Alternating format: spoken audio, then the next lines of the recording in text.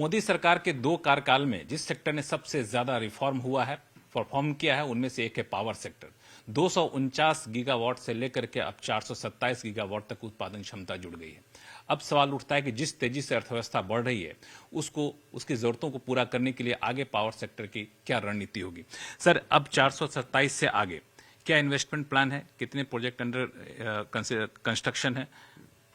हम थर्मल में करीब 80,000 मेगावाट और जोड़ने का हमने प्लान फाइनलाइज कर लिया है। तो ये करीब 2030 तक आ जाएगा हमारा, उसके पहले आ जाएगा। करीब 27,000 मेगावाट निर्माणाधीन है थर्मल, और करीब 12,000 मेगावाट हम बिड कर चुके हैं। करीब 21,000 मेगावाट हमारा क्लियरेंसेज में है ऑलरेडी। करीब उतना ही 20-22,000 मेगावाट हमारा ये लैंड ओवर आइडेंटिफाई हो गया है, उसको फिर फर्दर हम प्रोजेक्टाइजेशन कर रहे हैं। कुल मिलाकर के 80,000 मेगावाट हमको ये जोड़ने का हमने प्लान फाइनलाइज कर लिया। इस 80,000 मेगावाट में सरकारी का थर्मल में, हाँ, थर्मल में ज्यादातर जो है ये ज्यादातर हमारा एनटीपीसी का है, डीवीसी का है, स्टेट गवर्नमेंट की। एनटीपीसी कितना कुछ बता सकते हैं? इसमें से हमको लगता है कि ब्रेकअप हमको चेक करना होगा, लेकिन ज्यादातर हमारा एनटीपीसी और डीवीसी का है, कुछ स्टेट गवर्नमेंट्स का है, प्राइवेट कुछ ही है। लेकिन अब ये प्राइवेट इंटरेस्ट भी बढ़ रहा है, तो हमको लगता है कि ये जो 80,000 मेगावाट जो है, ये 80,000 मेगावाट बढ़कर करके 90,000 मेगावाट हो जा सकता है। क्योंकि कुछ प्राइवेट कंपनीज भी जो हमने ये पावर सेक्टर को वायबल कर दिया है, तो अब प्राइवेट इंटरेस्ट फिर जगह है। बीच में क्या हो गया था कि जिस समय हम ज्वाइन किए थे करीब 2017 में, तो करीब 60-70,000 मेगावाट थे, स्ट्रेस्ड थे, उसको प्रॉब्लम हो गया था क्योंकि जनरेशन कंपनीज के भुगतान नहीं होता था।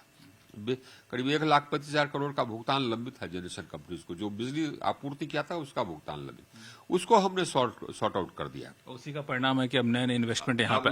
तो आपने जो थर्मल की बात की, अब चूंकि एक दबाव ये भी है कि जीरो एमिशन की तरफ हमें बढ़ना है, तो थर्मल के साथ साथ हमें एक समान अनुपात में हमें रिन्यूएबल की तरफ जाना है। तो रिन्यूएबल की क्या रोड मैप है? तो रिन्यूएबल का अभी ये है कि देखिए, रिन्यूएबल एनर्जी में हम दुनिया के सबसे तेज गति से प्रगति करने वाले देश में से आ गए।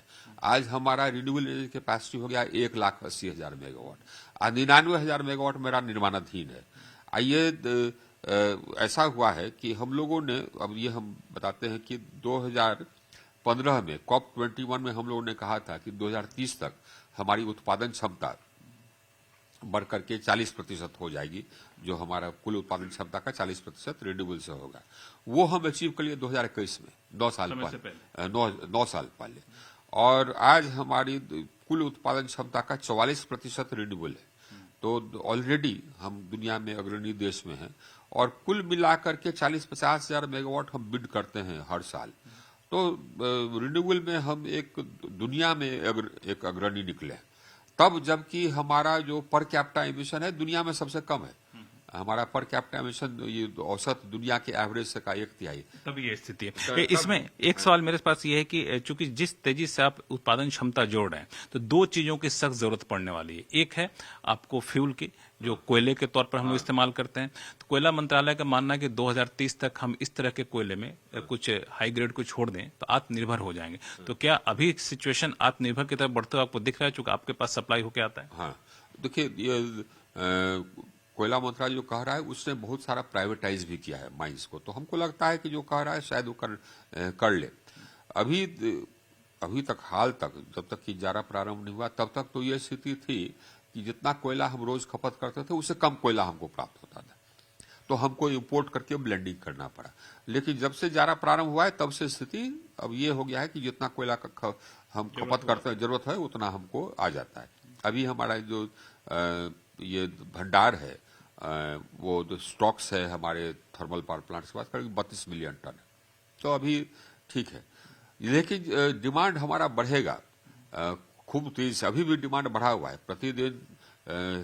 पिछले साल जो डिमांड था उससे 5,000 से लेकर के 10,000 मेगावाट तक का डिमांड ज्यादा है। उस बढ़ते डिमांड को पूरा करना एक चैलेंज होगा। तो कोल ब्लेंडिंग की जरूरत पड़ेगी आने वाले दिनों में कि नहीं? अब लगता है कि हम लोग देखिए, हम रूल आउट नहीं करते हैं। अगर हमारे पास जितना जरूरत है उतना डोमेस्टिक कोल नहीं मिला तो हम ब्लेंडिंग करेंगे, इसमें हमको कोई परहेज नहीं है। इसलिए कि ब्लेंडिंग 2009 से चला रहा है, तो हमको इसमें कोई परहेज नहीं। हमारा एक ही रिक्वायरमेंट है, वो ये कि जितने बिजली की आवश्यकता है उतना बिजली हम आपूर्ति करेंगे, लोड शेडिंग नहीं करेंगे। ये हमने क्लियर कर दिया है।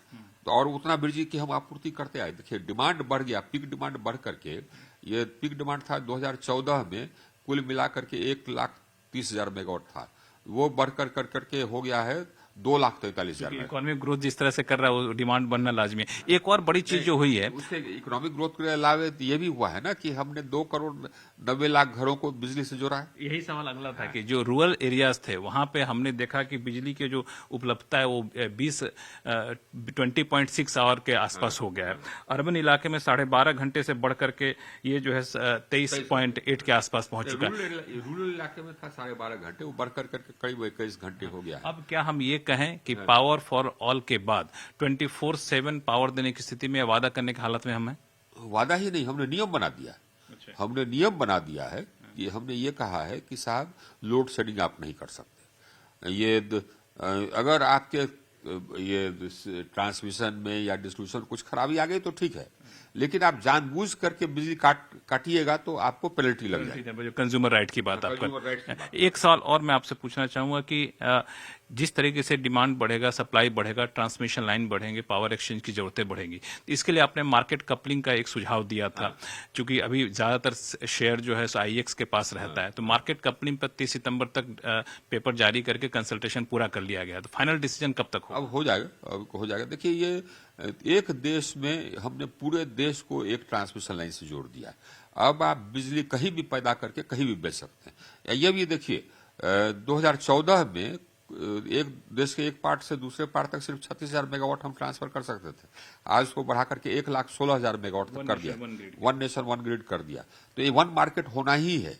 तो ये आप दो मार्केट या दो प्राइस नहीं चल सकता है। तो कोई डेडलाइन देंगे मार्केट कपलिंग? हाँ, जल्दी हो जाएगा, जल्दी हो जाएगा। क्योंकि आपने खासतौर से तब कहा था जब ये आरोप भी उठा था कि आईएक्स के पास ज्यादा मार्केट शेयर है, तो आपको लगा कि हमको इससे मतलब नहीं किसके पास ज्यादा मार्केट शेयर है, कम मार्केट शेयर।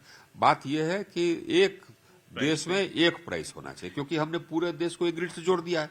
तो अब आप कहीं पर भी कनेक्ट हो जाइए ग्रिड से, और आज आप ये पावर खरीद सकते हैं गुवाहाटी से, कल आप खरीद सकते हैं चेन्नई से, परसों आप खरीद सकते हैं मुंबई से। एक रेट पे आप